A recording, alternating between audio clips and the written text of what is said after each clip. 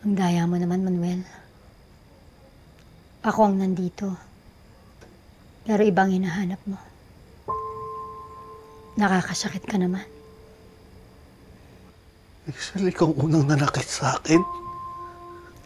Alam ko.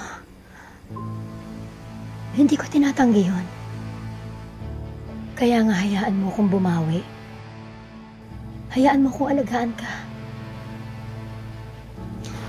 Manuel, nakikiusap ako sa'yo.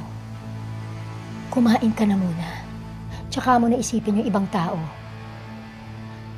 Puro gamot na lang laman ng tiyan mo. Kailangan mo ng pagkain. Kahit ilang subo lang.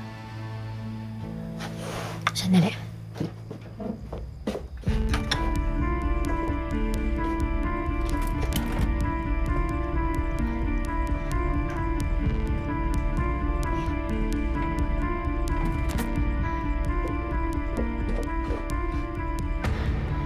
Kain ka na, ha?